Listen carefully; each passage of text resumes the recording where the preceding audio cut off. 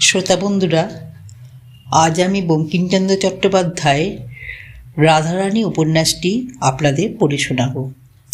এই উপন্যাসটি পড়ার আগে রাধারানীর উপন্যাসের একটু পরিচিতি আপনাদের সামনে আমি তুলে ধরছি। বঙ্গদর্শনের 1282 সনের কার্তিক অগ্রহায়ণ সংখ্যায় প্রথম রাধারানী প্রকাশিত হয়। পরে 1886 সালে বই আকারে প্রকাশিত হয়। নিতান্ত 38 পৃষ্ঠার ক্ষুদ্রে কলেবর এই গ্রন্থ পরে বঙ্কিমচন্দ্র কলেবর বৃদ্ধি করে দান করেছিলেন 65 পৃষ্ঠায়। রাধারানীর কাহিনীর পশ্চাৎপট সম্বন্ধে বঙ্কিম জীবনীকার সতীশচন্দ্র লিখেছেন, গৃহবিগ্রহ রাধাবল্লভজিউর রথযাত্রা প্রতি বৎসর মহাসমারোহে সম্পন্ন হইত। পূজনীয় যাদবচন্দ্র তখন জীবিত। বঙ্কিমচন্দ্র 1282 সনে রথযাত্রার সময় ছুটি লইয়া গৃহে আসিয়াছিলেন। রথে বহু লোকের সমাগম হইয়াছিল। সেই ফিরে একটি ছোট্ট মেয়ে হারিয়া যায়। তার আত্মীয়স্বজনের অনুসন্ধানার্থে বঙ্কিমচন্দ্র নিজেও কিছু চেষ্টা করিয়াছিলেন। এই ঘটনা 2 মাস পরে রাধারানী লিখিত হয়। সতীশচন্দ্র বলছেন, তার মনে হয় এই ঘটনা উপলক্ষে বঙ্কিমচন্দ্র রাধারানী উপন্যাসটি রচনা করিয়াছিলেন। রাধারানীর 2টি ইংরাজি অনুবাদ প্রকাশিত হয়েছিল। এবার আমি মূল উপন্যাসে চলে যাচ্ছি। রাধারানী 8টি পরিচ্ছেদে বিভক্ত। প্রথম পরিচ্ছেদ। রাধারানী নামে এক বালিকা মাহেশের রথ দেখতে গিয়েছিল। বালিকার বয়স 11 পরিপূর্ণ হয় নাই।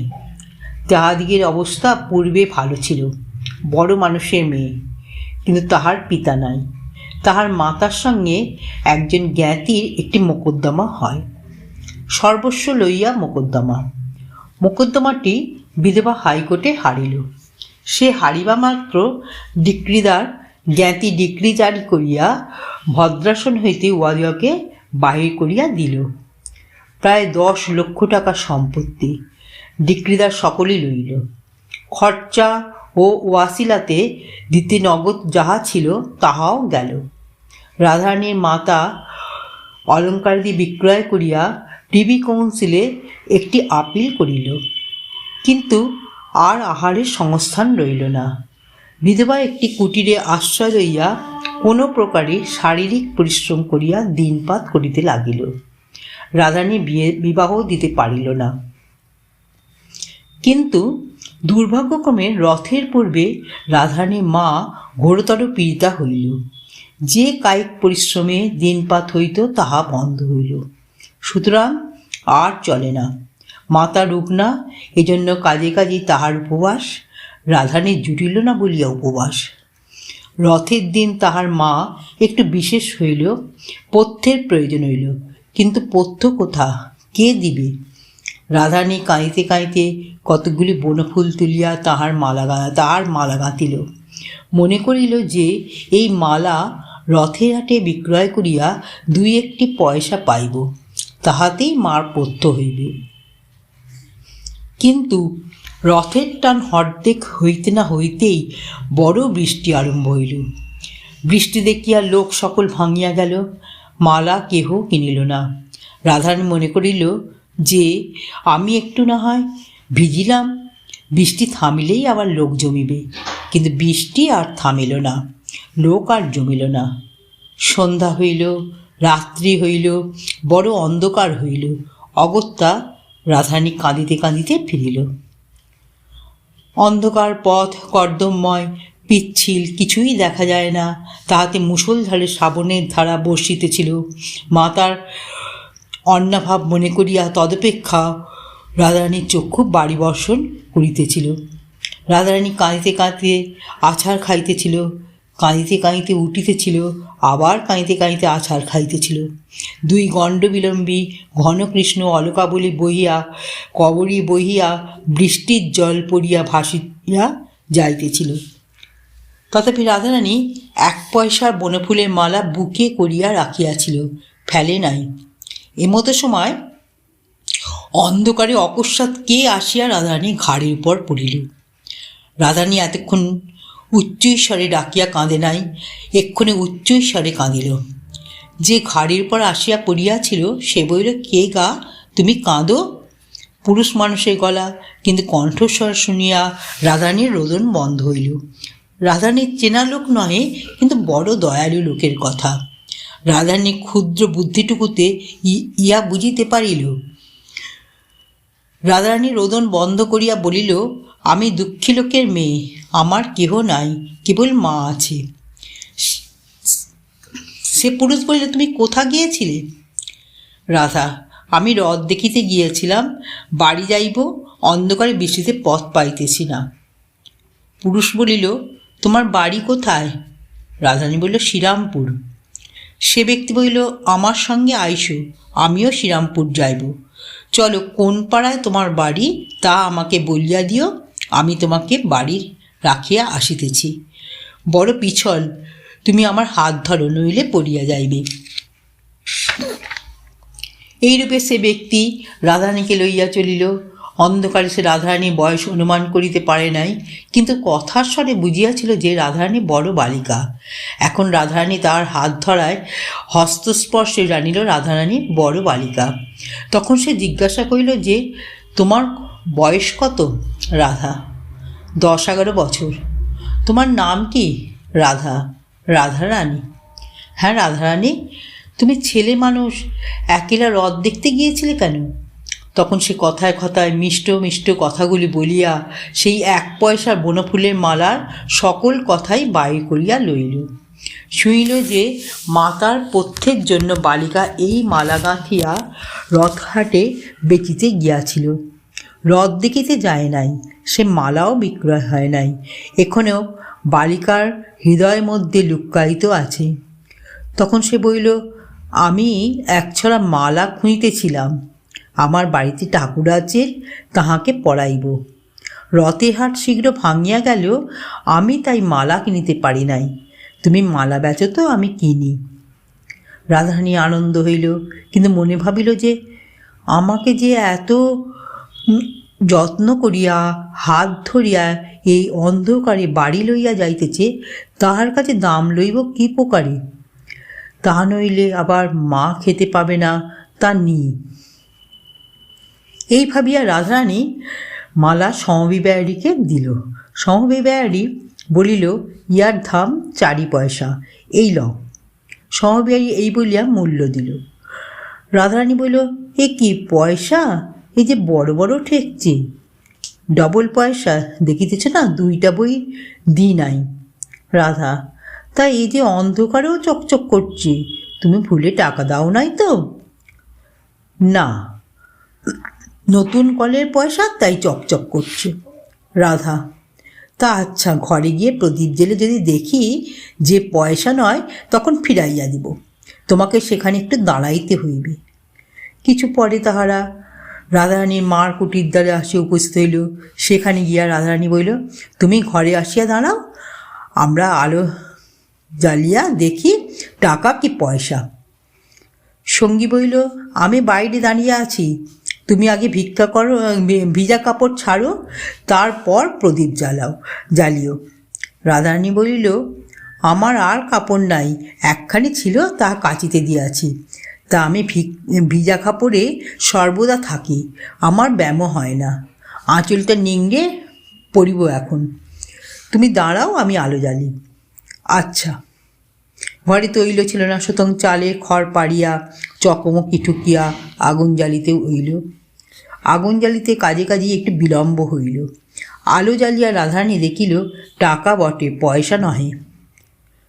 তখন রাধারানী বাইরে আসিয়া আলো ধরিয়া তল্লাশ করিয়া দেখিল যে টাকা দিয়াছে সে নাই, চলিয়া গিয়াছে। রাধারানী তখন বিষণ্ণ বদনে সকল কথা তার মাকে বলিয়া মুখপানে চাইয়া রইল। সকাতরে বলিল, মা, এখন কি হবে? মা বলিল, কি হবে বাছা, সে কি আর না জেনে টাকা দিয়েছে? সে দাতা, আমাদের দুঃখ শুনিয়া দান করিয়াছে, আমরাও ভিখারি হইয়াছি, দান গ্রহণ করিয়া খরচ করি। তাহারা এইরূপ কথাবার্তা কইতেছিল, এমন সময় কে আসিয়া তাহাদের কুটিরের আগর ঠেলিয়া বড় শোরগোল উপস্থিত করিল। রাধারানী ধার করিয়া দিল, মনে করিয়াছিল যে সেই তিনিই বুঝি আবার ফিরিয়া আসিয়াছেন। পোড়া কপাল, তিনি কেন, পোড়ার মুখও কাপড়ে মিলছে। রাধারানী মার কুটির বাজারের অনতি দূরে তাহাদের কুটিরের নিকটেই পদ্মলোচন সাহার কাপড়ের দোকান। পদ্মলোচন খোদ পোড়ার মুখো কাপড়ে মিনসে একজোড়া নতুন কুঞ্জদার শাড়ির শান্তিপুর কাপড় হাতে করিয়া আনিয়াছিল। এখন তার খোলা পাইয়া তাহা রাধারানীকে দিল, বলিল, রাধারানী এই কাপড়। রাধারানী বলিল, ও মা, আমার কিসের কাপড়? পদ্মলোচন, সে বাস্তবিক পোড়ার মুখো কিনা তাহা আমরা সবিশেষ জানি না। রাধারানীর কথা শুনিয়া কিছু বিস্মিত হইল, বলিল, কেন, এই যে এক বাবু এখনই আমাকে নগদ দাম দিয়া বলিয়া গেল যে এই কাপড় এখনই ওই রাধারানীকে দিয়া এসো। রাধারানী তখন বলিল, ও মা, সেই গো, সেই তিনি কাপড় কিনে পাঠিয়ে দিয়েছেন। হাগা পদ্মলোচন। রাধারানীর পিতার সময় হইতে পদ্মলোচন ইহাদের কাছে সুপরিচিত। অনেকবারই ইহাদিগের নিকট যখন সুদিন ছিল তখন 4 টাকার কাপড়ে শপথ করিয়া 8 টাকা 12.5 আনা আর 2 আনা মুনাফা লইতেন। হ্যাঁ পদ্মলোচন, বলি, সে বাবুটিকে চেনো? পদ্মলোচন বলিল, তোমরা চেনো না? রাধা, না। পদ্ম, আমি বলি, তোমাদের কুটুম্ব, আমি চিনি না। যাই হোক, পদ্মলোচন 4 টাকার কাপড় আবার মাই মুনাফা 8 টাকা 14.5 আনায় বিক্রয় করিয়াছিলেন। আর অধিক কথা কইবার প্রয়োজন নাই বিবেচনা করিয়া প্রসন্ন মনে দোকানে ফিরিয়া গেলেন। এদিকে রাধারানী প্রাপ্ত টাকা ভাঙাইয়া মার পথ্যের উদ্যোগের জন্য বাজারে গেল। বাজার করিয়া তৈল আনিয়া প্রদীপ জ্বালিল। মার জন্য যৎকিঞ্চিন রন্ধন করিল। স্থান পরিষ্কার করিয়া মাকে অন্ন দিবে এই অভিপ্রায় ঘর ঝাঁটাইতে লাগিল। ঝাঁটাইতে একখানা কাগজ কুড়াইয়া পাইল, হাতে করিয়া তুলিল। এ কি মা? মা দেখিয়া বলিলেন, একখানা নোট। রাধারানী বলে, তবে তিনি তা ফেলিয়া গিয়াছেন? মা বলিলেন, হ্যাঁ, তোমাকে দিয়া গিয়াছেন, দেখো তোমার নাম লেখা আছে। রাধারানী বড় ঘরের মেয়ে, একটু অক্ষর পরিচয় ছিল, সে পড়িয়া দেখল তাই বটে, লেখা আছে। রাধারানী বলিল, হ্যাঁ মা, এমন লোক কে মা? মা বলিলেন, তাহার নামও নোটে লেখা আছে, পাছে কেউ চোরা নোট বলে, এই জন্য নাম লিখিয়া দিয়া গিয়াছেন। তার নাম রুক্মিণী কুমার রায়। পরদিন মাতায় কন্যায় রুক্মিণী কুমার রায় অনেক সন্ধান করিল, কিন্তু শ্রীরামপুরে বা নিকটবর্তী কোনো স্থানে রুক্মিণী কুমার রায় কেউ আছে এমতো কোনো সন্ধান পাইল না। নোটখানি তারা ভাঙাইল না, তুলিয়া রাখিল। তার দরিদ্র কিন্তু লোভী নহে। দ্বিতীয় পরিচ্ছেদ। রাধারানীর মাতা পথ্য করিলেন বটে, কিন্তু সে রোগ হইতে মুক্তি পাওয়া তার অদৃষ্টে ছিল না। তিনি অতিশয় ধনী ছিলেন, এখন অতি দিন দুঃখিনী হইয়াছেন। এই শারীরিক এবং মানসিক দ্বিবিধ কষ্ট তার সহ্য হইল না। রোগ ক্রমে বৃদ্ধি পাইয়া তাহার শেষকাল উপস্থিত হইল। এমতো সময় বিলাত হইতে সংবাদ আসিল যে প্রিভি কাউন্সিলের আপিল তাহার পক্ষে নিষ্পত্তি পাইয়াছে। তিনি আপন সম্পত্তি পুনঃপ্রাপ্ত হইবেন, 80 লাখের টাকা ফেরত পাইবেন এবং 3 আদালতের খরচ পাইবেন। কামাখ্যাবাবু তাহার পক্ষে হাইকোর্টের উকিল নিজে ছিলেন। তিনি স্বয়ং এই সংবাদ লইয়া রাধারানীর মাতার কুটিরে উপস্থিত হইলেন। সুসংবাদ শুনিয়া রুকনার অবিরল নয়নাশ্রু পড়িতে লাগিল। তিনি নয়নাশ্রু সংবরণ করিয়া কামাখ্যাবাবুকে বলিলেন, যে প্রদীপ নিবিয়াছে তাহাতে তেল দিলে কি হইবে? আপনার এই সুসংবাদে আমার আর প্রাণ রক্ষা হইবে না, আমার আয়ু শেষ হইয়াছে। তবে আমার এই সুখ যে রাধারানী আর অনাহারে প্রাণত্যাগ করিবে না।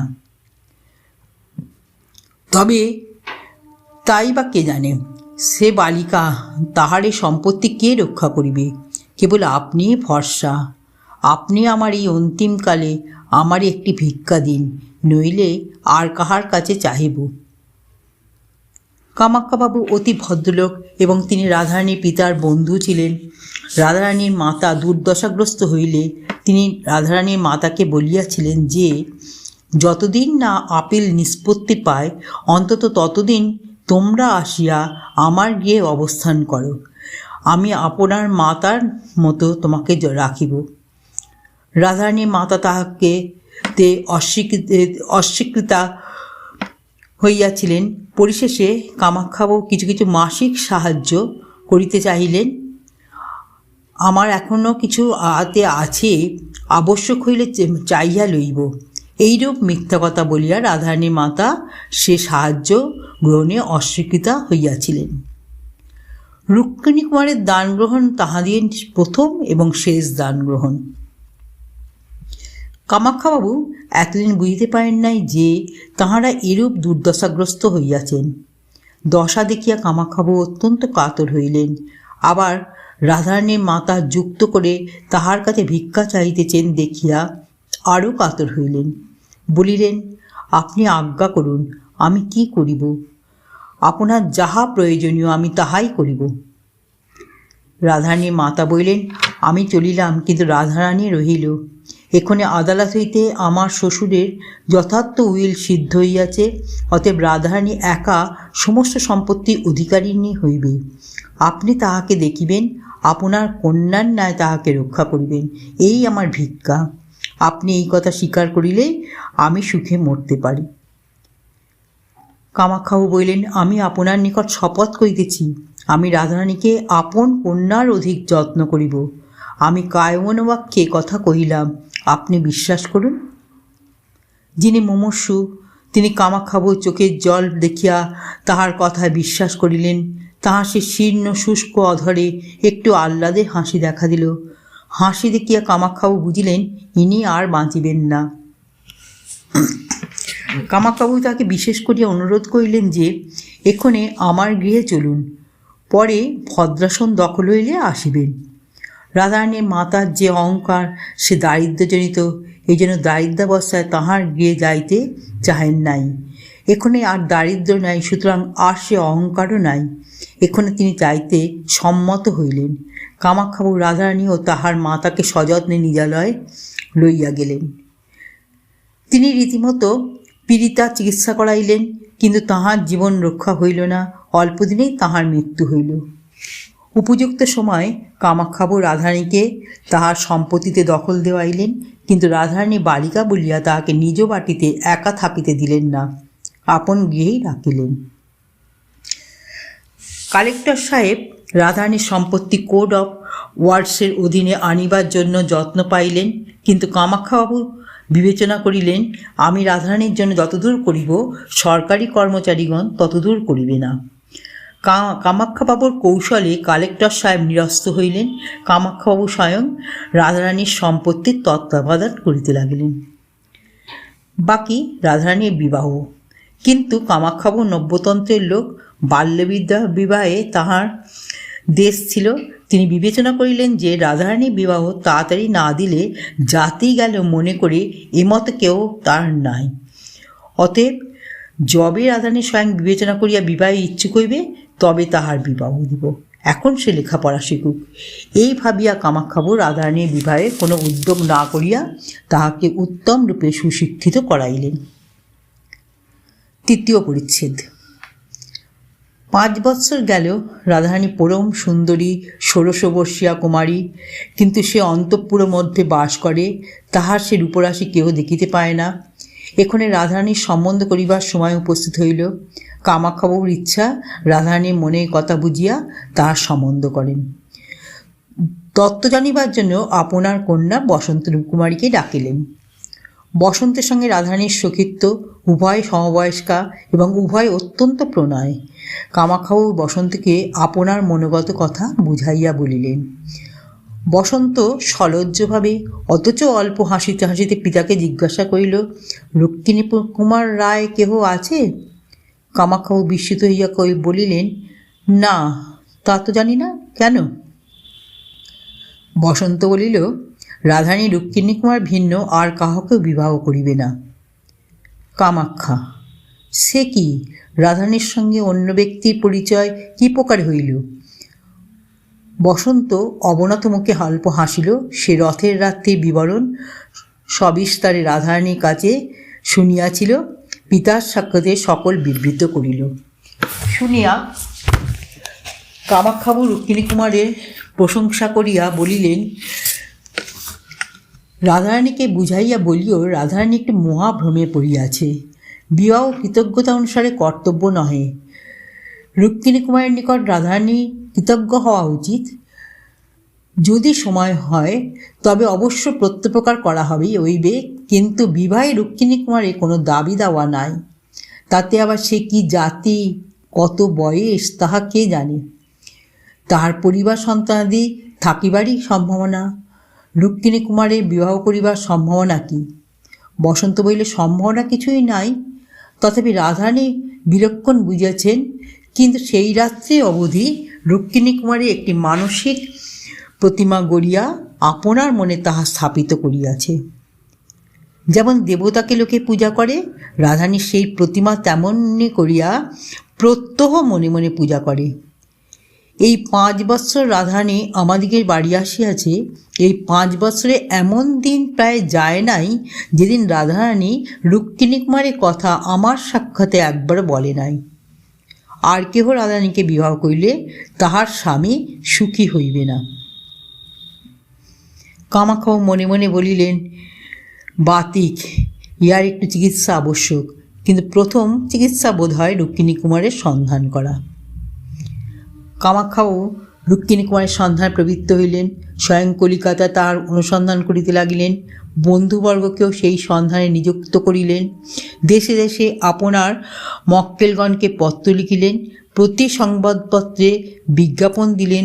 সে বিজ্ঞাপন এইরূপ: বাবু, রুক্মিণী কুমার রায় নিম্ন স্বাক্ষরকারী ব্যক্তির সঙ্গে সাক্ষাৎ করিবেন। বিশেষ প্রয়োজন আছে। ইহাতে রুক্মিণীবাবুর সন্তোষ ব্যতীত অসন্তোষের কারণ উপস্থিত হইবে না, শ্রী ইত্যাদি। কিন্তু কিছুতেই রুক্মিণী কুমারের কোনো সন্ধান পাওয়া গেল না। দিন গেল, মাস গেল, বৎসর গেল, তথাপি কই রুক্মিণী কুমার তো আসিল না।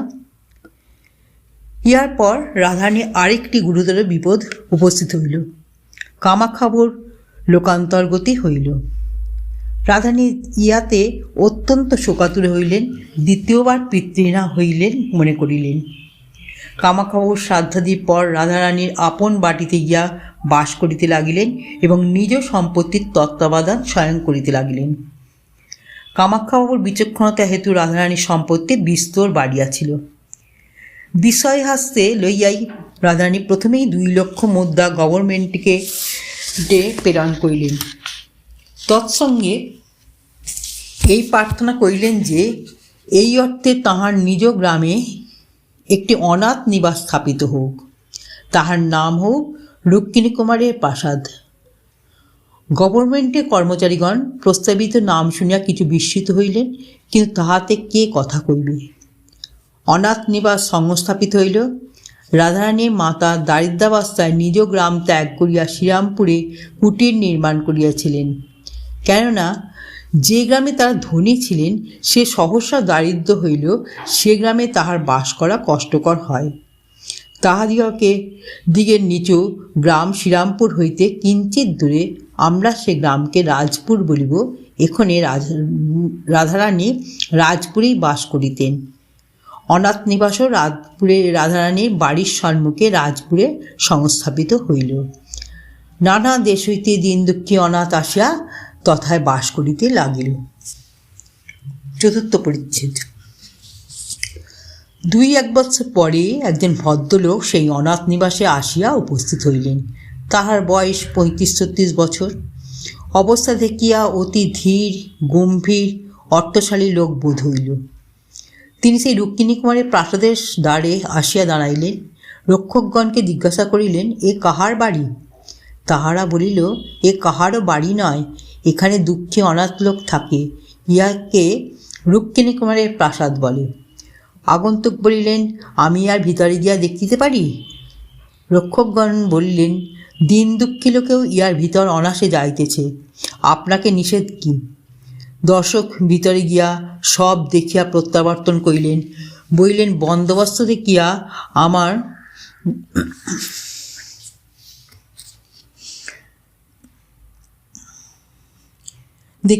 বড় আহ্লাদ হইয়াছে। কে এই অন্নসত্র দিয়াছে? রুক্মিণী কুমার কি তার নাম? রক্ষকেরা বললেন, একজন স্ত্রীলোক এই অন্নসত্র দিয়াছেন। দর্শক জিজ্ঞাসা করিল, তবে ইয়াকে রুক্মিণী কুমারের প্রাসাদ বলে কেন? রক্ষক বলিলেন, তাহা আমরা কেহ জানি না। রুক্মিণী কুমার কার নাম? কাহারও নয়। যিনি অন্নসত্র দিয়াছেন তাহার নিবাস কোথায়? রক্ষকেরা সম্মুখে অতি বৃহৎ অট্টালিকা দেখাইয়া দিল। আগন্তুক জিজ্ঞাসা করিতে লাগিল, তোমরা যাহার বাড়ি দেখাইয়া দিলে তিনি পুরুষ মানুষের সাক্ষাতে বাহির হইয়া থাকেন? রাগ করিও না, এখন অনেক বড় মানুষের মেয়ে মেম লোকের মতো বাহির হইয়া থাকে, এই জন্যেই জিজ্ঞাসা করিতেছি। রক্ষকেরা উত্তর করিল, ইনি সেরূপ চরিত্রের নন, পুরুষের সমক্ষে বাহির হন না। প্রশ্নকর্তা ধীরে ধীরে রাধারানী অট্টালিকার অভিমুখে গিয়া তন্মধ্যে প্রবেশ করিলেন। পঞ্চম পরিচ্ছেদ। যিনি আসিয়াছিলেন তার পরিচ্ছদ সচরাচর বাঙালি ভদ্রলোকের মতো, বিশেষ পারিপাট্য অথবা পারিপাট্যের বিশেষ অভাবও কিছু ছিল না, কিন্তু তার অঙ্গুলিতে একটি হীরকাঙ্গুরীও ছিল। তা দেখিয়া রাধারানীর কর্মকারগণ অবাক হইয়া তৎপ্রতি চাহিয়া রইল। এত বড় হীরা তাহারা কখনো অঙ্গুরিয়ে দেখে নাই। তাহার সঙ্গে কেহ লোক ছিল না, এই জন্য তাহারা জিজ্ঞাসা করিতে পারিল না যে কে ইনি। মনে করিল বাবু স্বয়ং পরিচয় দিবেন, কিন্তু বাবু কোনো পরিচয় দিলেন না। তিনি রাধারানীর দেওয়ানজির সহিত সাক্ষাৎ করিয়া তাহার হস্তে একখানি পত্র দিলেন। বলিলেন, এই পত্র আপনার মনিবের কাছে পাঠাইয়া দিয়া আমাকে উত্তর আনিয়া দিন। দেওয়ানজি বলিলেন, আমার মনিব স্ত্রীলোক, আবার অল্প বয়স্কা, এই জন্য তিনি নিয়ম করিয়াছেন যে কোনো অপরিচিত লোক পত্র আনিলে আমরা তাহা না পড়িয়া তাহার কাছে পাঠাইব না। আগন্তুক বলিলেন, আপনি পড়ুন। দেওয়ানজি পত্র পড়িলেন। প্রিয় ভগিনী, এ ব্যক্তি পুরুষ হইলেও ইহার সহিত গোপনে সাক্ষাৎ করিও, ভয় করিও না। যে মতো বট ঘটে আমাকে লিখিও। শ্রীমতী বসন্ত কুমারী। কামাখ্যাবর কন্যার স্বাক্ষর দেখিয়া কেউ আর কিছু বলিল না। পত্র অন্তঃপুরে গেল। অন্তঃপুর হইতে পরিচারিকা পত্রবাহক বাবুকে লইতে আসিল। আর কেহ সঙ্গে যাইতে পাইল না, হুকুম নাই। পরিচারিকা বাবুকে লইয়া এক সুসজ্জিত গৃহে বসাইলেন। রাধারানীর অন্তঃপুরে সেই প্রথম পুরুষ মানুষ প্রবেশ করিল। দেখিয়া একজন পরিচারিকা রাধারানীকে ডাকিতে গেল, আর একজন অন্তরালে থাকিয়া আগন্তুককে নিরীক্ষণ করিতে লাগিল। দেখিল যে তাহার বর্ণটুকু গৌর, স্ফুটিত মল্লিকা রাশির মতো গৌর। তাহার শরীর দীর্ঘ, ঈষৎ স্থূল, কপাল দীর্ঘ, অতি সূক্ষ্ম পরিষ্কার ঘনকৃষ্ণ, সুরঞ্জিত কেশজালে মণ্ডিত, চক্ষু বৃহৎ, কটাক্ষ স্থির, ভ্রুযুগ সূক্ষ্ম ঘন দুরায়ত এবং নিবিড় কৃষ্ণ, নাসিকা দীর্ঘ এবং উন্নত, ওষ্ঠধর রক্তবর্ণ, ক্ষুদ্র এবং কোমল, গ্রীবা দীর্ঘ অথচ মাংসল, অন্যান্য অঙ্গ বস্ত্রে আচ্ছাদিত, কেবল অঙ্গুলিগুলি দেখা যাইতেছে, সেগুলি শুভ্র সুগঠিত এবং একটি বৃহদাকার হীরক রঞ্জিত। রাধারানী সেই স্থানে আসিয়া পরিচারিকাকে বিদায় করিয়া দিলেন। রাধারানী আসিবা মাত্র দর্শকের বোধ হইল যে সেই কক্ষ মধ্যে এক অভিনব সূর্যোদয় হইল। রূপের আলোকে তাহার মস্তকের কেশ পর্যন্ত যেন প্রদীপ্ত হইয়া উঠিল। আগন্তুকের উচিত প্রথম কথা কহা, কেননা তিনি পুরুষ এবং বয়োজ্যেষ্ঠ, কিন্তু তিনি সৌন্দর্যে বিমুগ্ধ হইয়া নিস্তব্ধ হইয়া রইলেন। রাধারানী একটু অসন্তুষ্ট হইয়া বলিলেন, আপনি এরূপ গোপনে আমার সঙ্গে সাক্ষাতে অভিলাষ করিয়াছেন কেন? আমি স্ত্রীলোক, কেবল বসন্তের অনুরোধেই আমি ইহা স্বীকার করিয়াছি।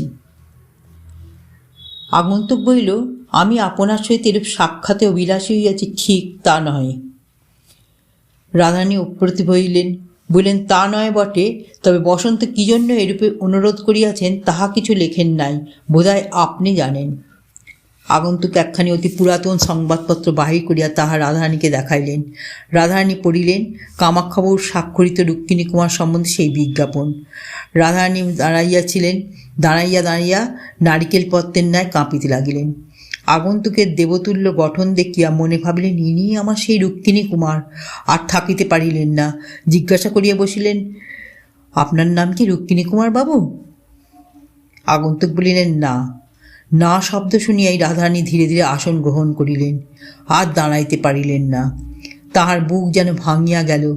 আগন্তুক বলিলেন, না, আমি যদি রুক্মিণী কুমার হইতাম তাহলে কামাক্ষাবাবু এ বিজ্ঞাপন দিতেন না, কেননা তাহার সঙ্গে আমার পরিচয় ছিল।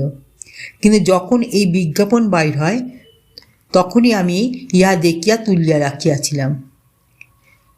রাধারানী বলিল, যদি আপনার সঙ্গে এই বিজ্ঞাপনের কোনো সম্বন্ধ নাই তবে আপনি ইহা তুলিয়া রাখিয়াছিলেন কেন? উত্তরকারী বলিলেন, একটি কৌতুকের জন্য। আজই 8-10 বৎসর হইল আমি যেখানে সেখানে বেড়াইতাম, কিন্তু লোকলজ্জার ভয়ে আপনার নামটা গোপন করিয়া কাল্পনিক নাম ব্যবহার করিতাম। কাল্পনিক নাম রুক্মিণী কুমার। আপনি অত বিমনা হইতেছেন কেন? রাধারানী একটু স্থির হইলেন। আগন্তুক বলিতে লাগিলেন, যথার্থ রুক্মিণী কুমার নাম ধরে এমন কাউকে চিনি নাই। যদি কেহ আমারই তল্লাশ করিয়া থাকে তাহা সম্ভব নহে, তথাপি কি জানি 7-5 ভাবিয়া বিজ্ঞাপনটি তুলিয়া রাখিলাম। কিন্তু কামাক্ষাবাবুর কাছে আসিতে সাহস হইল না। পরে কামাক্ষাবাবুর শ্রাদ্ধে তাঁর পুত্রগণ আমাকে নিমন্ত্রণ করিল, কিন্তু আমি কার্যগতিকে আসিতে পারি নাই। সম্প্রতি সেই ত্রুটির ক্ষমা প্রার্থনার জন্য তাহার পুত্রদিগের নিকট আসিলাম। কৌতুকবশত বিজ্ঞাপন সঙ্গে আনিয়াছিলাম। প্রসঙ্গক্রমে উহার কথা উত্থাপন করিয়া কামাক্ষাবাবুর জ্যেষ্ঠ পুত্রকে জিজ্ঞাসা করিলাম যে এ বিজ্ঞাপন কেন দেওয়া হইয়াছিল। কামাক্ষাবাবুর পুত্র বলিলেন যে রাধারানীর অনুরোধে। আমিও এক রাধারানীকে চিনিতাম, এক বালিকা। আমি একদিন দেখিয়া তাহাকে আর ভুলিতে পারিলাম না। সে মাতার পথ্যের জন্য আপনি অনাহারে থাকিয়া বনফুলের মালা গাঁথিয়া সেই অন্ধকার বৃষ্টিতে বক্তাহার কথা কইতে পারিলেন না। তার চক্ষু জলে পুড়িয়া গেল। রাধারানীও চক্ষু জলে ভাসিতে লাগিল। চক্ষু মুছিয়া রাধারানী বলিল, ইতর লোকের কথা এখন প্রয়োজন কি? আপনার কথা বলুন। আগন্তুক উত্তর করিলেন, রাধারানী ইতর লোক নহে। যদি সংসারে কেহ দেবকন্যা থাকে তবে সেই রাধারানী। যদি কাহাকে পবিত্র সরল চিত্ত এ সংসারে আমি দেখিয়া থাকি তবে সেই রাধারানী। যদি কাহারও কথায় অমৃত থাকে তবে সেই রাধারানী, যথার্থ অমৃত। বর্ণে বর্ণে অপ্সরা বীণা বাজে, যেন কথা কইতে বাদো বাদো করে, অথচ সকল কথা পরিষ্কার সুমধুর, অতি সরল। আমি এমন কণ্ঠ কখনো শুনি নাই, এমন কথা কখনো শুনি নাই। রুক্মিণী কুমার, এখনই ইয়াকে রুক্মিণী কুমারই বলা যাওক। ওই সঙ্গে মনে মনে বলিলেন, আবার আজ বুঝি তেমনই কথা শুনিতেছি। রুক্মিণী কুমার মনে মনে ভাবিতেছিলেন, আজই এতদিন হইল সেই বালিকার কণ্ঠস্বর শুনিয়াছিলাম, ঠিক আজও সে কণ্ঠ আমার মনের ভিতর জাগিতেছে, যেন কাল শুনিয়াছি। অথচ আজ এই সুন্দরীর কণ্ঠস্বর শুনিয়া আমার সেই রাধারানীকে বা মনে পড়ে কেন? এই কি সেই? আমি মূর্খ। কোথায় সেই দিন দুঃখিনী কুটিরবাসিনী ভিকারিনী, আর কোথায় এই উচ্চ প্রাসাদ বিহারিণী নিন্দানী? আমি সে রাধারানীকে অন্ধকারে ভালো করিয়া দেখিতে পাই নাই, সুতরাং জানি না যে সে সুন্দরী কি কুৎসিতা। কিন্তু এই শচীনিন্দিতা রূপসীর শতাংশের একাংশ রূপও যদি তাহার থাকে, তাহা হইলে সেও লোকমোহিনী বটে। এদিকে রাধারানী অতৃপ্ত শোভনে রুক্মিণী কুমারের মধুর বচনগুলি শুনিতেছিলেন। মনে মনে ভাবিতেছিলেন, তুমি যাহা পাপিষ্ঠা রাধারানীকে বলিতেছ, কেবল তোমাকেই সেই কথাগুলি বলা যায়। তুমি আজ 8 বৎসর পর রাধারানীকে চলিবার জন্য কোন নন্দনকাননে ছাড়িয়া পৃথিবীতে নামিলে? এতদিনে কি আমার হৃদয় পূজায় প্রীত হইয়াছ? তুমি কি অন্তর্যামী? নইলে আমি লুকাইয়া লুকিয়া হৃদয়ের ভিতরে লুকাইয়া তোমাকে যে পূজা করি, তাহা তুমি কি প্রকারে জানিলে? এই প্রথম 2 জন স্পষ্ট দিবসলোকে পরস্পরের প্রতি দৃষ্টিপাত করিলেন। দুইজনের মুখপানে চাইয়া ভাবিতে লাগিলেন, আর এমন আছে কি এই শশাগড়া নদ নদী চিত্রিতা জীবসংকুলা পৃথিবীতলে এমন তেজময়, এমন মধুর, এমন সুখময়, এমন চঞ্চল অথচ স্থির, এমন সহসা অথচ গম্ভীর, এমন প্রফুল্ল অথচ ক্রীড়াময়, এমন আর আছে কি? চিরপরিচিত অথচ অত্যন্ত অভিনব, মুহূর্তে মুহূর্তে অভিনব, মধুরিমায় আত্মীয় অথচ অত্যন্ত পর, চিরস্মৃত অথচ অদৃষ্টপূর্ব কখনো দেখি নাই, আর এমন দেখিব না, এমন আর আছে কি? রাধারানী বলিল, বড় কষ্ট বলিতে হইল, কেননা চোখের জল আর থামে না। আবার সেই চোখের জলের উপর কোথা হইতে পোড়া হাসি আসিয়া পড়ে। রাধারানী বলিল, তা আপনি এতক্ষণ কেবল সেই ভিখারিনীর কথাই বলিলেন, আমাকে যে কেন দর্শন দিয়াছেন তা তো এখনো বলেন নাই। হাগা, এমন করিয়া কি কথা কওয়া যায় গা? যাহার গলা ধরিয়া কাঁদিতে ইচ্ছা করিতেছে, প্রাণেশ্বর দুঃখিনী সর্বস্ব চিরবাঞ্ছিত বলিয়া যাহাকে ডাকিতে ইচ্ছা করিতেছে, আবার যাকে সেই সঙ্গে হাগা সেই রাধারানী পোড়ারমুখী তোমার কে হয় গা বলিয়া তামাশা করিতে ইচ্ছা করিতেছে, তার সঙ্গে আপনি মশাই দর্শন দিয়াছেন, এই সকল কথা নিয়ে কি কথা কওয়া যায় গা? তোমরা 5 জন রসিকা, প্রেমিকা, চতুরা, বয়োধিকা ইত্যাদি ইত্যাদি আছো, তোমরা 5 জন বলো দেখি, ছেলে মানুষ রাধারানী কেমন করে এমন করে কথা কয় গা? রাধারানী মনে মনে একটু পরিতাপ করিল, কেননা কথাটা একটু ভর্ৎসনার মতো হইল। রুক্মিণী কুমার একটু অপ্রতিভ হইয়া বলিলেন, তাই বলিতেছিলাম, আমি সেই রাধারানীকে চিনিতাম, রাধারানীকে মনে পড়িল একটু, এতটুকু অন্ধকার রাত্রে জোনাকির ন্যায় একটু আশা হইল যে যদি এই রাধারানী আমার সেই রাধারানী হয়। তোমার রাধারানী? রাধারানী চল করিয়া চুপি চুপি এই কথাটি বলিয়া মুখ নত করিয়া ঈষৎ হাসিল। হাগা, না হেসে কি থাকা যায়গা? তোমরা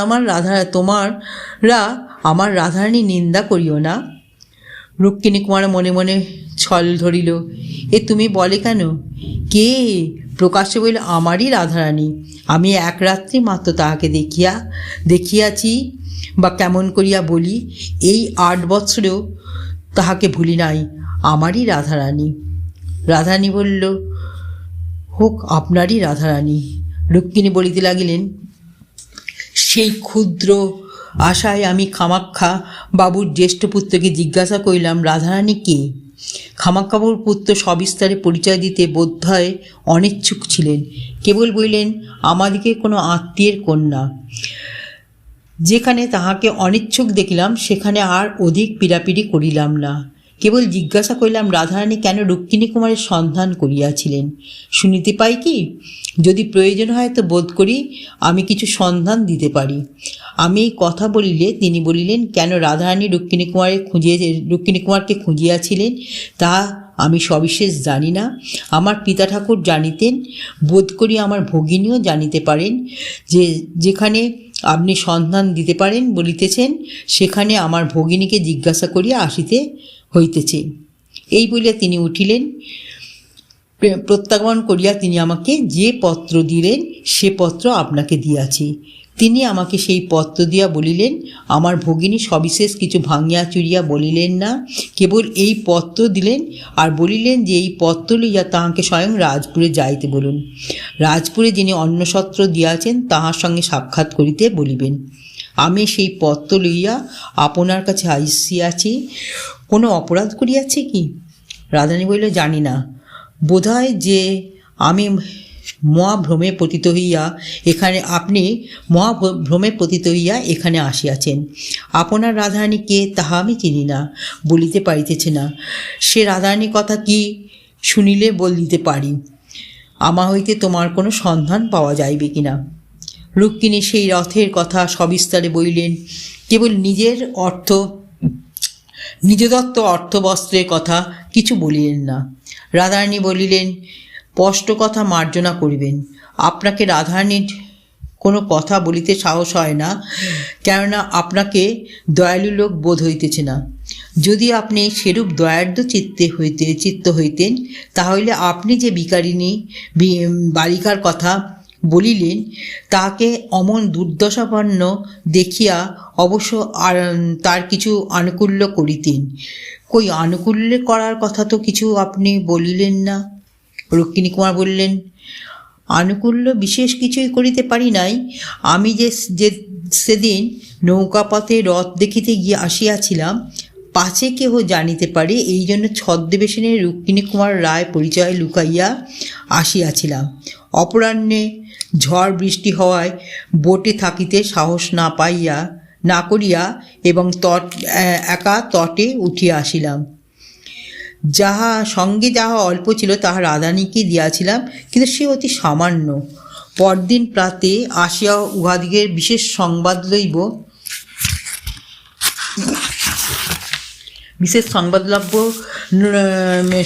লইব মনে করিয়াছিলাম, কিন্তু সেই রাত্রে আমার পিতার পীড়ার সংবাদ পাইয়া তখনই আমাকে কাশী যাইতে হইল। পিতা অনেক দিন রুগ্ন হইয়া রহিলেন। কাশী হইতে প্রত্যাগমন করিতে আমার বৎসরিক বিলম্ব হইল। বৎসর পরে আমি ফিরিয়া আসিয়া আবার সেই কুটিরের সন্ধান করিলাম, কিন্তু তাহাদিগকে আর সেখানে দেখিলাম না। রাধারানী, একটি কথা জিজ্ঞাসা করতে ইচ্ছা করিতেছে। বোধহয় সে রথের দিন নিরাশ্রয় বৃষ্টি বাদলে আপনাকে সেই কুটিরেই আশ্রয় লইতে হইয়াছিল। আপনি কতক্ষণ সেখানে অবস্থিতি করিলেন? রুক্মিণী, অধিকক্ষণ নহে। আমি যাহা রাধারানীর হাতে দিয়াছিলাম তাহা দেখিবার জন্য রাধারানী আলো জ্বালিতে গেল। আমি সেই অবসরে তাহার বস্ত্র কিনিতে চলিয়া আসিলাম। রাধারানী, আর কি আসিলেন? রুক্মিণী, আর কি দিব, একখানি ক্ষুদ্র নোট ছিল, তাহা কুটিরে রাখিয়া আসিলাম। রাধারানী, নোটখানি ওরূপে দেওয়া বিবেচনা সিদ্ধ হয় নাই। তারা মনে করিতে পারে আপনি নোটখানি হারাইয়া গিয়াছেন। রুক্মিণী, না, আমি পেন্সিলে লিখিয়া দিয়াছিলাম। রাধারানীর জন্য তাহাতে নাম স্বাক্ষর করিয়াছিলাম, রুক্মিণীকুমার রায়। যদি সেই রুক্মিণীকুমারকে সেই রাধারানী অন্বেষণ করিয়া থাকে, এই ভরসায় বিজ্ঞাপনটি তুলিয়া রাখিয়াছিলাম। রাধা, তাই বলিতেছিলাম, আপনাকে দয়ার্দ্রচিত্ত বলিয়া বোধ হয় না। যে রাধারানী আপনার শ্রীচরণে দর্শনের জন্য এইটুকু বলিতেই ছি রাধারানী, ফুলের কুঁড়ির ভিতর যেমন বৃষ্টির জল ভরা থাকে, ফুলটি নিচু করলেই ঝরঝর করিয়া পড়িয়া যায়। রাধারানী মুখ নত করিয়া এইটুকু বলিতেই তাহার চোখের জল ঝরঝর করিয়া পড়িতে লাগিল। অমনি যেদিকে রুক্মিণীকুমার ছিলেন সেই দিকের মাথায় কাপড়টা বেশি করিয়া টানিয়া দিয়া সে ঘর হইতে রাধারানী বাহির হইয়া গেল। রুক্মিণীকুমার বোধহয় চোখের জলটুকু দেখিতে পান নাই, কি পাইয়াই থাকিবেন বলা যায় না। ষষ্ঠ পরিচ্ছেদ। বাইরে আসিয়া মুখে চোখে জল দিয়া অশ্রুচিহ্ন বিলুপ্ত করিয়া রাধারানী ভাবিল, ইনিই তো রুক্মিণীকুমার। আমিও সেই রাধারানী। দুইজনের জন্য মন তুলিয়া রাখিয়াছি। এখন উপায়? আমি যে রাধারানী তাহা উহাকে বিশ্বাস করাইতে পারি। তারপর উনি কি জাতি তা কে জানে? জাতিটা এখনই জানিতে পারা যায়, কিন্তু উনি যদি আবার জাতি না হন, তবে ধর্মবন্ধন ঘটিবে না, চিরন্তন যে বন্ধন তাহা ঘটিবে না, প্রাণের বন্ধন ঘটিবে না। তবে আর উহার সঙ্গে কথায় কাজ কি? নয়, এ জন্মটা রুক্মিণীকুমারের নাম জপ করিয়া কাটাইব। এতদিন সেই জপ করিয়া কাটিয়াছি, জোয়ারের প্রথম বেগটা কাটিয়া দিয়াছি, বাকি কাল কাটিবে নাকি? এই ভাবিতে ভাবিতে রাধারানী আবার নাকের পাটা ফুলিয়া উঠিল, ঠোঁট দুখানা ফুলিয়া উঠিল, আবার চোখ দিয়া জল পড়িতে লাগিল। আবার সে জল দিয়া মুখ চোখ ধুইয়া টোয়ালিয়া দিয়া মুছিয়া দিয়ে ঠিক করিয়া আসিল। রাধারানী আবার ভাবিতে লাগিল, আচ্ছা, যদি আমার জাতি হন তাহলেই বা ভরসা কি? উনি তো দেখিতেছি বয়প্রাপ্ত। কুমার এমন সম্ভাবনা কি? হলেনি বা বিবাহিত? না, তা হইবে না। নাম জপ করিয়া মরি, সে অনেক ভালো। সতীন সইতে পারিব না। তবে এখন কর্তব্য কি? জাতির কথাটা জিজ্ঞাসা করিয়াই কি হইবে, তবে রাধারানী পরিচয়টা দিই, আর উনি কে তাহা জানিয়া লই। কেননা রুক্মিণী কুমার তো ওর নাম নয়, তা তো শুনিলাম। যে নাম জপ করিয়া মরিতে হইবে তা শুনিয়া লই, তারপর বিদায় দিয়া কাঁদিতে বসি। পোড়ারমুখী বসন্ত, না বুঝিয়া না জানিয়া এ সামগ্রী কেন পাঠাইলি? জানিস না কি এ জীবন সমুদ্র অমন করিয়া বন্ধন করিতে গেলে কাহারও কপালে অমৃত, কাহারও কপালে গড়ল ওঠে। আচ্ছা, পরিচয়টা দিই। এই ভাবিয়া রাধারানী যাহা প্রাণের অধিক যত্ন করিয়া তুলিয়া রাখিছিলেন তাহা বাহির করিয়া আনিল। সেই নোটখানি বলিয়াছি রাধারানী তাহা তুলিয়া রাখিয়াছিল। রাধারানী তা আঁচলে বাঁধিল। বাঁধিতে বাঁধিতে ভাবিতে লাগিল, আচ্ছা, যদি মনের বাসনা পুরিবার মতনই হয়, তবে শেষ কথাটা কে বলবে? এই ভাবিয়া রাধারানী আপনামনি হাসিয়া কুটপাট হইল। ছি ছি ছি, তা তো আমি পারবো না। বসন্তকে যদি আনাইতাম ভালো, উহাকে এখন দুদিন বসাইয়া রাখিয়া বসন্তকে আনাইতে পারিব না? উনি না হয় সে দুদিন আমার লাইব্রেরি হইতে বই লইয়া পড়ুন না। পড়াশোনা করেন নাকি? ওরই জন্য তো লাইব্রেরি করিয়া রাখিয়াছি। তা যদি 2 দিন থাকিতে রাজি না হন,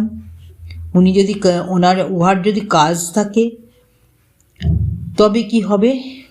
হতে আমাতেই সে কথাটা কি হবে? ক্ষতি কি? ইংরেজের মেয়ের কি হয়?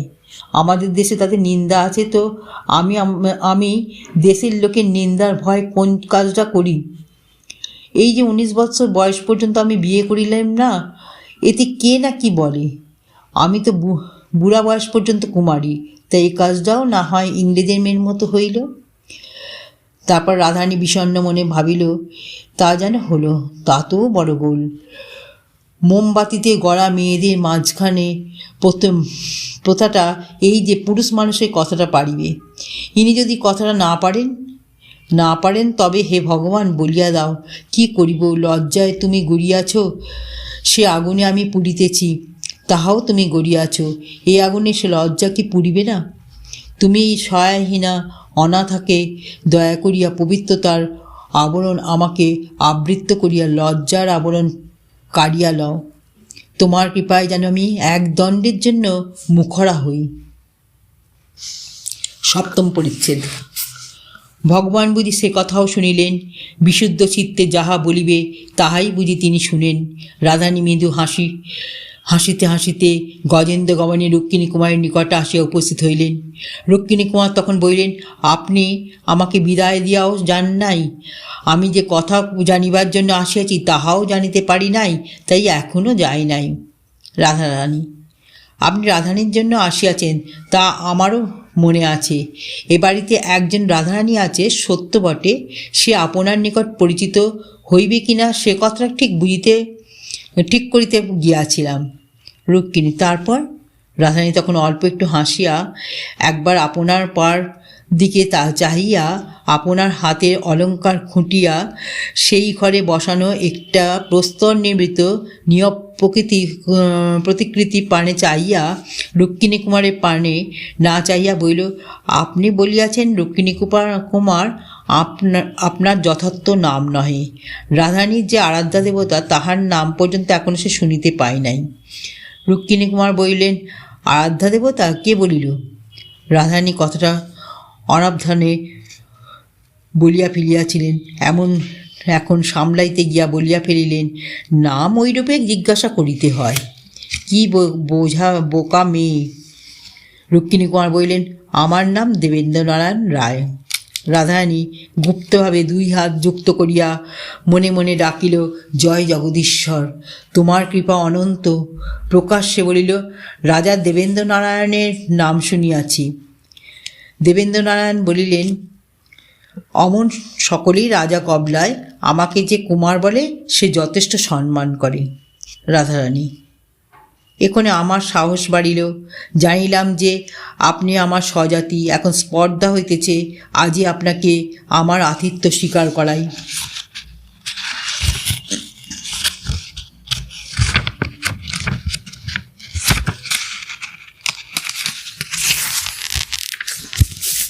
দেবেন্দ্র, সে কথা পরে হবে। রাধারানী কই? রাধারানী, ভোজনের পর সে কথা বলিব। রাধারানী কই? রাধারানী, ভোজনের পর সে কথা বলিব। দেবেন্দ্র, মনে দুঃখ থাকিলে ভোজনে তৃপ্ত হয় না। রাধারানী, রাধারানীর জন্য এত দুঃখ কেন? দেবেন্দ্র, তা জানি না, বড় দুঃখ, 8 বৎসরের দুঃখ, তাই জানি। রাধারানী, হঠাৎ রাধারানীর পরিচয় দিতে আমার কিছু সংকোচ হইতেছে। আপনি রাধারানীকে পাইলে কিছু কি করবেন? দেবেন্দ্র, কি আর করিব, একবার দেখিব। রাধারানী, একবার দেখিবার জন্য এই 8 বৎসর এত কাতর? দেবেন্দ্র, রকম রকমের মানুষ থাকে। রাধারানী, আচ্ছা, আমি ভোজনের পরে আপনাকে আপনার রাধারানীকে দেখাইব। ওই বড় আয়না দেখিতেছেন, উহার ভিতর দেখাইব, চাক্ষুষ দেখিতে পাইবেন না। দেবেন্দ্র, চাক্ষুষ সাক্ষাতেই বা কি আপত্তি? আমি যে 8 বৎসর কাতর। ভিতরে ভিতরে দুইজনে দুজনকে বুঝিতেছিলেন কিনা জানি না, কিন্তু কথাবার্তা এইরূপ হইতে লাগিল। রাধারানী বলতে লাগলো, সে কথাটার অত বিশ্বাস হয় না। আপনি 8 বৎসর পূর্বে তাহাকে দেখিয়াছিলেন, তখন তার বয়স কত? দেবেন্দ্র, 11 হইবে। রাধারানী, 11 বৎসরের বালিকার উপর এত অনুরাগ? দেবেন্দ্র, হয় নাকি? রাধারানী, কখনো শুনি নাই। দেবেন্দ্র, তবে মনে করুন কৌতূহল। রাধারানী, সে আবার কি? দেবেন্দ্র, শুধুই দেখিবার ইচ্ছা। রাধারানী, তা দেখাইব ওই বড় আয়নার ভিতর, আপনি তা বাহিরে থাকিবেন। দেবেন্দ্র, কেন? সম্মুখে সাক্ষাতে আপত্তি কি? রাধারানী, সে কুলবতী। দেবেন্দ্র, আপনিও তো তাই। রাধারানী, আমার কিছু বিষয় আছে, নিজেই তাহার তত্ত্বাবধান করি, সুতরাং সকলের সম্মুখেই আমাকে বাহির হইতে হয়। আমি কাহারও অধীন নই, সে তাহার স্বামীর অধীন, স্বামীর অনুমতি ব্যতীত। দেবেন্দ্র, স্বামী? রাধারানী, হ্যাঁ, আশ্চর্য হইলেন যে। দেবেন্দ্র, বিবাহিতা? রাধারানী, হিন্দুর মেয়ে 19 বৎসর বয়স, বিবাহিত নয়? দেবেন্দ্রনারায়ণ অনেকক্ষণ মাথায় হাত দিয়া রইলেন। রাধারানী বললেন, কেন, আপত্তি কি? তাহাকে বিবাহ করিতে ইচ্ছা করিয়াছিলেন? দেবেন্দ্র, মানুষ কি না ইচ্ছে করে। রাধারানী, এরূপ ইচ্ছা রানীজি জানিতে পারিয়াছেন কি? দেবেন্দ্র, রানীজি কেহ ইহার ভিতর নাই। রাধারানীর সাক্ষাতে অনেক পূর্বেই আমার পত্নী বিয়োগ হইয়াছে। রাধারানী আবার যুক্ত করে ডাকিল, জয় জগদীশ্বর। আর ক্ষণকাল যেন আমার এমনই সাহস থাকে। প্রকাশ্যে বলিল, তা শুনিলেন তো রাধারানী পরশ্রী এখনো কি তাহার দর্শন অভিলাষ করেন? দেবেন্দ্র, করিবই কি। রাধারানী, সে কথা কি আপনার যোগ্য? দেবেন্দ্র, রাধারানী আমার সন্ধান করিয়াছিলেন কেন, তা এখনো আমার জানা হয় নাই। রাধারানী, আপনি রাধারানীকে যাহা দিয়াছিলেন তাহা পরিশোধ করিবে বলিয়া আপনি শোধ লইবেন কি? দেবেন্দ্র হাসিয়া বলিলেন, যা দিয়াছি তাহা পাইলে লইতে পারি। রাধারানী, কি কি দিয়াছেন? দেবেন্দ্র, 1খানা নোট। রাধারানী, এই নিন বলিয়া রাধারানী আঁচল হইতে সেই নোটখানি খুলিয়া দেবেন্দ্রনারায়ণের হাতে দিলেন। দেবেন্দ্রনারায়ণ দেখিলেন তাহার হাতে লেখা রাধারানীর নাম সেই নোটে আছে। দেখিয়া বললেন, এ নোট কি রাধারানীর স্বামী কখনো দেখিয়াছেন? রাধারানী কুমারী, স্বামীর কথাটা আপনাকে মিথ্যা বলিয়াছিলাম। দেবেন্দ্র, তা সব তো শোধ হইল না। রাধারানী, আর কি বাকি? দেবেন্দ্র, 2টা টাকা আর কাপড়। রাধারানী, সব ঋণ যদি এখন পরিশোধ হয় তবে আপনি আহার না করিয়া চলে যাইবেন। পাওনা বুঝিয়া পাইলে কোন মহাজন বসে? ঋণের সে অংশ ভোজনের পর রাধারানী পরিশোধ করিবে।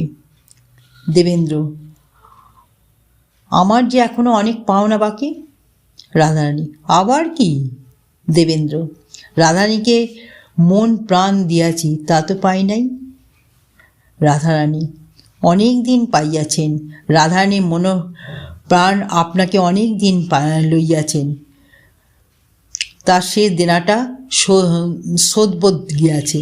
দেবেন্দ্র, সুদ কিছু পাই না। রাধারানী, পাইবেন বই কি। দেবেন্দ্র, কি পাইব? রাধারানী: শুভ লগ্নে সুতহিবুক যোগে এই অধম নারীদেও আপনাকে দিয়া রাধারানী ঋণ হইতে মুক্ত হইবে। এই বলিয়া রাধারানী ঘর হইতে বাহির হইয়া গেল। অষ্টম পরিচ্ছেদ। রাধারানী আজ্ঞা পাইয়া দেওয়ানজি আসিয়া রাজা দেবেন্দ্রনারায়ণকে বইবাটিতে লইয়া গিয়া যথেষ্ট সমাদর করিলেন। যথাবিহিত সময়ে রাজা দেবেন্দ্রনারায়ণ ভোজন করিলেন। রাধারানী স্বয়ং উপস্থিত থাকিয়া তাহাকে ভোজন করাইলেন। ভোজনান্তে রাধারানী বলিলেন, আপনার নগদটা 2টা টাকা ও কাপড় এখনো ধারি। কাপড় পরিয়া ছিঁড়িয়া ফেলিয়াছি, টাকা খরচ করিয়াছি, তা আর ফেরত দিবার জো নাই। তাহার বদলে যা আপনার জন্য রাখিয়াছি তাহা গ্রহণ করুন। এই বলিয়া রাধারানী বহুমূল্য হীরকহার বাহির করিয়া দেবেন্দ্রের গলায় পরাইয়া দিতে গেলেন। দেবেন্দ্রনারায়ণ নিষেধ করিয়া বলিলেন, যদি ঐরূপ দেনা পরিশোধ করিবে তবে তোমার গলায় যে ছড়া আছে তাহাই লইব। রাধারানী হাসিতে হাসিতে আপনার গলার হার খুলিয়া দেবেন্দ্রনারায়ণের গলায় পরাইল। তখন দেবেন্দ্রনারায়ণ বলিলেন, সব শোধ হইল, কিন্তু আমি একটু ঋণী রইলাম। রাধা: কিসে? দেবেন্দ্র: সেই 2 পয়সার ফুলের মালার মূল্য তো ফেরত পাইলাম, তবে এখন মালা ফেরত দিতে আমি বাধ্য। রাধারানী হাসিল। দেবেন্দ্রনারায়ণ ইচ্ছাপূর্বক মুক্তাহার পরিয়া আসিয়াছিল, তা রাধারানী কণ্ঠে পড়াইয়া দিয়া বলিলেন, এই ফেরত দিলাম।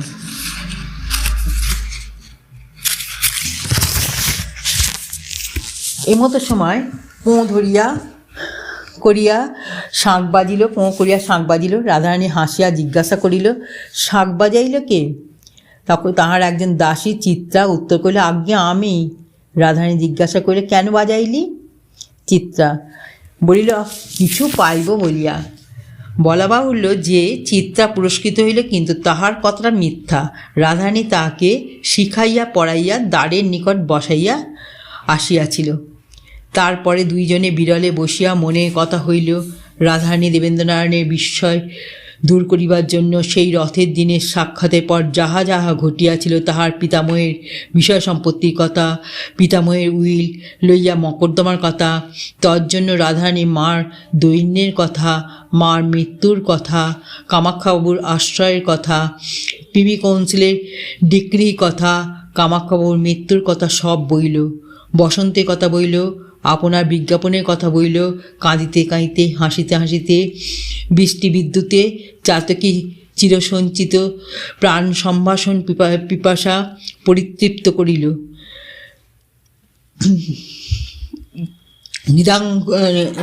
নিদাঙ্ক সন্তপ্ত পর্বত যেমন বর্ষার বাড়িধারা পাইয়া শীতল হয়, দেবেন্দ্রনারায়ণ তেমনি শীতল হইলেন। তিনি রাধারানীকে জিজ্ঞাসা করিলেন, তোমার তো কেহ নাই, কিন্তু এ বাড়ি বড় জনকীর্ণ দেখিতেছি। রাধারানী বলিল, দুঃখের দিনে আমার কেহ ছিল না, এখন আমার অনেক আত্মীয় কুটুম্ব জুটিয়াছে। আমি এই অল্প বয়সে একা থাকিতে পারি না, এই জন্য যত্ন করিয়া তাহাদিগকে স্থান দিয়া রাখিয়াছি। দেবেন্দ্র: তাহাদের মধ্যে এমন সম্বন্ধ বিশিষ্ট কেউ আছে যে তোমাকে দীন দরিদ্রকে দান করিতে পারে? রাধারানী: তাও আছে। দেবেন্দ্র: তবে তিনি কেন সেই শুভলগ্নযুক্ত সুতহিবুক যোগটা খুঁজুন না? রাধারানী: বোধ করি এতক্ষণ সে কাজটা হইয়া গেল। তোমার সঙ্গে রাধারানী এরূপ সাক্ষাৎ অন্য কোনো কারণে হইতে পারে না, এ পুরীতে সকলেই জানে। সংবাদ লইব কি? দেবেন্দ্র: বিলম্বে কাজ কি? রাধারানী ডাকিল, চিত্রে। চিত্রা আসিল। রাধারানী জিজ্ঞাসা করল, দিন টিন কিছু হইল কি? চিত্রা বলিল, হ্যাঁ, দেওয়ানজি মহাশয় পুরোহিত মহাশয়কে ডাকিয়াছিলেন। পুরোহিত পরদিন বিবাহের উত্তম দিন বলিয়া গিয়াছেন। দেওয়ানজি মহাশয় সমস্ত উদ্যোগ করিতেছেন। তখন বসন্ত আসিল। কামাক্ষাবাবুর পুত্রেরা এবং পরিবারবর্গ সকলেই আসিল। আর যত বসন্তে কোকিল, সময়ের বন্ধু সেজু সেখানে ছিল, সকলেই আসিল। দেবেন্দ্রনারায়ণের বন্ধু ও অনুচরবর্গ সকলেই আসিল। বসন্ত আসিলে রাধারানী বলিল, তোমার কি আক্কেল ভাই বসন্ত? বসন্ত বলিল, কি আক্কেল ভাই রাধারানী? রাধারানী: তাকে তুমি পত্র দিয়া পাঠাইয়া দাও কেন? বসন্ত: কেন, লোকটা কি করেছে বলো দেখি। রাধারানী তখন সকল বলিল। বসন্ত বলিল, রাগের কথা তো বটে, সুদ শুদ্ধ দেনা পাওনা বুঝিয়া নেয়, এমন মহাজনকে যে বাড়ি চিনাইয়া দেয়, তারপর রাগের কথাটা বটে।